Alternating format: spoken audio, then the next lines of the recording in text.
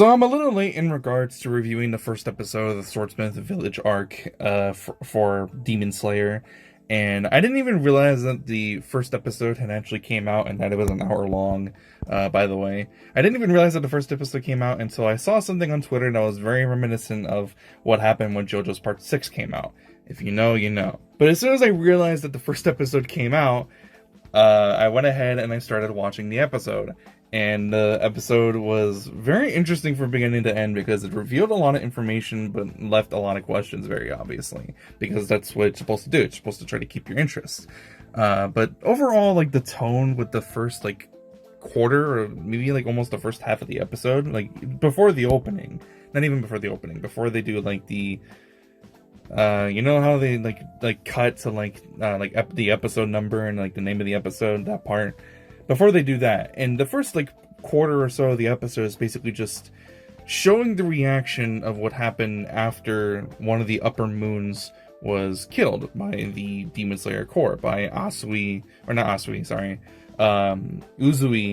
and Tanjiro, Zenitsu, and Inosuke. They showed the reaction in the aftermath of what happened when Gyutaro was taken out along with his sister. And obviously Muzan is not very happy about it because he says in 113 years, they had not ever, all the upper moons been summoned, and none of the upper moons had ever been killed off. Gyutaro was the first one in 113 years that actually ended up happening. And Muzan Kibutsuchi is not very happy about that. He even acknowledges that Gyutaro, had he had fought from the very beginning by himself, without needing the assistance or allowing his sister Daki to interfere, Gyutaro would have won, and I think that makes a lot of sense, because Gyutaro in many ways was held back by the remaining fragments of humanity that he still had, which was the memories that he had of his sister, and with his sister being alive as a demon, that held him back in a lot of ways. And had Gyutaro been alone from the very start as a demon, and had not been turned into a demon, and his sister along with him as well, from Domo, who we see obviously there with the other upper moons like Akaza and a couple other members, one of them being Kokushibo, who I saw a lot of talk about because of manga readers never wanting to shut the hell up. But a couple other guys are there, Domo's there, and yeah, they're kind of freaking out, because this was something that was major information. They wanted to know who was the upper moon that got taken out. They figure out that it's Gyutaro, one of the other guys whose name that I can't remember because I had just finished watching the episode, but I think he's like the third upper moon, upper moon, and the fourth upper moon. No, Akaza is the third upper moon, so like the fourth and I think the fifth. I forget which one they are. I'm going to put their names on the screen so you know who I'm talking about, though. They go and they say that they have information. Muzan tells them to go, go follow the lead, basically, and that's what they go do. We cut back to Tanjiro, though, and he's waking up from a coma that he had been in for 2 months, and he sees a dream of just some people talking to one another. And I think it's meant to be very obvious that the person or the people that Tanjiro was seeing in his sleep are directly related to him. And I also want to point out as well that I think Kokushiba is also supposed to be directly related to Tanjiro as well. In what way, I'm not entirely sure, but from what I can tell, I'm assuming that the person within the dream who had the sword and that Tanjiro saw before he woke up from his coma is not supposed to be Kokushiba. I think it's supposed to be someone else completely different. It's supposed to be someone completely different. But Kokushiba is like directly tied to Tanjiro in many significant ways that are going to end up being revealed. Maybe later in the Swordsmith Village arc, because it seems like that these characters are going to be playing a huge integral piece to the story, which makes a lot of sense because they're tied to Tanjiro, who is the main character. But Tanjiro wakes up from his coma, and we get some like slapstick humor, and the type of humor that Demon Slayer is pretty known for, and it's a lot of fun. It kind of brought me back into the universe and the characters of the show and of the series, and I was very happy to see a lot of these characters because I do like them. I do like seeing them, and I like seeing them bounce off of one another and interact with one another. But Tanjiro, he starts continuing with his rehabilitation after everything that happened with Gyutaro and Uzui. Uzui kind of like goes off on his own with his 3 wives, so Obviously, we know that he lived in the end of season 2 with the Entertainment District arc. Where is he now? Who knows? But he's definitely retired. He can't, be a Hashira anymore. But as Tanjiro is doing his rehabilitation, Inosuke recovers completely and he starts doing his Demon Slayer core work. And Zenitsu, they actually mentioned as a gag that Zenitsu was pretty much forced to have to go continue Demon Slayer work, which I thought was really funny, and that makes a lot of sense because he was actually the first one to like wake up, right, and from his coma state, and they just kind of like forced him to go do demon work, and I thought it was really funny. But Tanjiro obviously is trying to wait for his sword to come back as he's waiting to get fully healed from rehabilitation, and he hasn't gotten his sword back because the guy who makes his swords is very angry with him. He actually sends some very threatening letters to Tanjiro saying like he'll never forgive him, he's gonna curse him and all that, which is Haganezawa or something. I think that's what his name is. Again, I'll put the name on the screen. I'm trying to remember a lot of the names. It's been a while since I've seen anything Demon Slayer related, and I haven't gone back and rewatched season 1 or 2 since season 2 ended. So I need to get my mind and back and accumulated with the universe and the characters to get really into it. I have to remember a lot of plot details. Also, the episode was an hour long, so there was a lot to remember as well. But Tanjiro then decides that he's going to go ahead and go to the Swordsmith Village arc.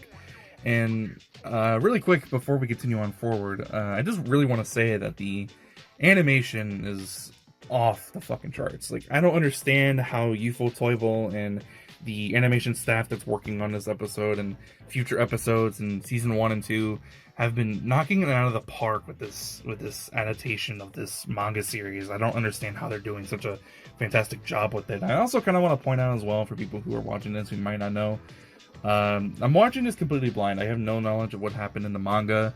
If you know something that happened in the manga and you're wanting to inform me about what happened, please don't, because I don't want to see potential spoilers. I want to, watch it happen, unfold before my very eyes, and I want to be surprised when something gets revealed. And just please respect that. But the animation is top notch. The atmosphere when Muzan is talking to the upper moons is ridiculous. You know that you feel Muzan's rage and frustrations through your screen. You really feel the emotions that he's feeling in that moment. You know that at any moment he could just snap and annihilate all of his upper moons without even blinking an eye, which is very intense atmosphere. But I really enjoyed that, and I love how they managed to be able to pull off that atmosphere and the sense of unease with the upper moon and Muzan Kibutsuchi within that portion of the episode. And then they continue on with it further, and the atmosphere is with the Demon Slayer core and the characters that we really know and we really care about, like Inosuke, Tanjiro, Kanao, and everyone else. It feels a lot more warm. It feels a lot more calming. It feels like serenity. You feel a lot more safe being around them.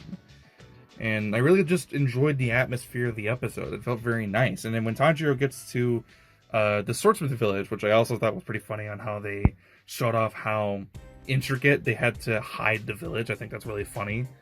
The atmosphere of the village, right, is very quiet. It's very small. There's not a whole lot going on because it's mostly just a bunch of guys making swords, but it feels very calming, very relaxing, and I like the tone and the atmosphere of the Swordsmith Village. I think it feels very nice.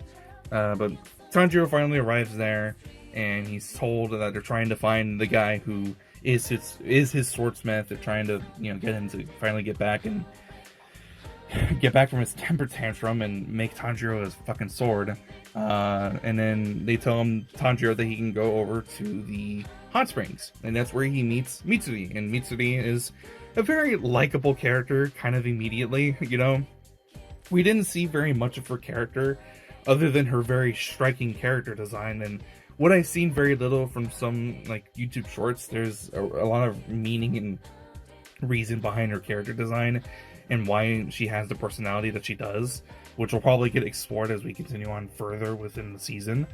But she's a very interesting character. She's very bubbly. She's very comedic. She's very lighthearted, and this is a character that we don't really see a whole lot of in the show. You know, this isn't an average character that we normally see. We see very little character types like this. The last time we really saw someone who was close to being like Mitsuri was Rengoku, and Rengoku's dead now. So Mitsuri is really the only one who has this sense of positivity, right? Like Tanjiro definitely has that, but he doesn't always have it. He's optimistic, but he's not ignorant, right? He's not ignorant to the reality of the world that he lives in. Meanwhile, Mitsuri almost has this sense of not ignorance, but what's the word I'm trying to like think of? She almost has this I don't know. I'm not really sure how to describe her character, but she almost has this sense of not really knowing what the world is like. But but she's still a Hashira. She's one of the upper ranks of the Demon Slayer Corps. She's supposed to be really powerful and really strong in comparison to the other Demon Slayer Corps. Even though she hasn't taken on any of the upper moons or like any of the like moons whatsoever, whether they were the lower ranks or the higher ranks, she's still very powerful, and we know that. But her character was very fun to watch, right? She's very likable, and I really liked seeing her on screen. I'm not sure how to really describe her other than with the very little information that we have of her and how little we've seen of her so far. She's very likable, and I want to know more about her because I feel like there's a lot of mystery behind her character and what she's actually been through and why she is the way that she is. We continue on further though. The episode is basically just, for this portion of it until the very end, it's Tanjiro talking with Mitsuri. Mitsuri gives Tanjiro some information that there's apparently this secret weapon within the village that's supposed to make him really strong.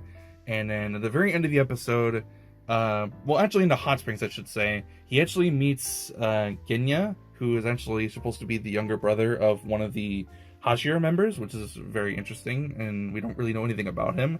We saw him in season 1, but he didn't really say or do anything other than pass the exam along with Zenitsu and Tanjiro, and I think one other person. Oh, it was Kanao, right? He was one of the other people who passed the exam along with those three, but we don't really know anything other about him other than he's the younger brother of a Hashira member, and that's pretty much it.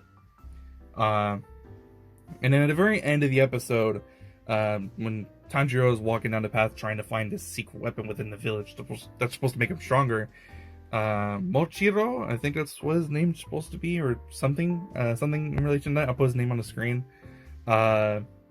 We see him, he's talking to a couple of people, and then we see someone who looked like the guy from Tanjiro's dream. He had the same hairstyle, he had the same earrings, the same color of his hair. Everything about him basically was just identical. Tanjiro recognizes him, and then the episode ends. And then we see the opening, then they do the credits, then they do their outro. And yeah, that's pretty much it. That's the whole episode. The tone of the characters, the tone of what's going on, the atmosphere, the animation is god tier. The music is very enjoyable. At times it could be very tense, but at other times it could be very calming and relaxing. The music guys on this aren't sleeping. They're doing their job, and they're doing a very fantastic job of doing what they do. It's bringing me back into the world of Demon Slayer, which is something that I have been waiting for since I saw, pretty much at the very end of season 2 that they had basically immediately announced that they were working on the next season. I was waiting for it. I was waiting for the Swordsmith Village arc to come out, and I didn't realize it was supposed to come out on April 9th. And like I said, there was a particular scene that was very reminiscent to JoJo's Part 6. That was the only reason why I even knew it existed in the first place. But I'm very glad that I saw the episode. I'm glad that Demon Slayer is back. I'm glad that I have some more videos to post out other than some YouTube shorts. Which, speaking of which, if you want to check out some of my YouTube shorts, please do so. They're on the channel. I would really appreciate it. But yeah, that's pretty much all I have to say about the episode. Just everything about it, everything that they managed to do within the 49 to 50 minutes that they had in order to be able to, bring people back into the series and the show and show off the characters again and get us intrigued with the characters again and get us intrigued with future storylines. I liked it. They did a very good job with bringing people back into the show after being gone for, I think, a year. I think it's been a year since season 2 happened, and now we're in season 3. And I'm very excited. I'm very excited to see what ends up happening. And I'll keep you up to date with more videos to come out as the episodes come out. Every Sunday. I'm going to have to remind myself that it's going to be every Sunday. So, yeah. I'm excited though. Let's see what happens. Let's see what happens next. Let's see what happens with the characters. Let's see what happens with future storylines. I'm very excited to see what's of Kokushibo, because people are hyping this dude up. Like, people were very hyping him up. The manga fans have, like I said, they don't want to shut up and they want to like spoil shit for people, which is very annoying. But yeah, that's pretty much it. If you liked the video, be sure to leave a like, and if you want to see more, please be sure to subscribe. I'll see you guys next one.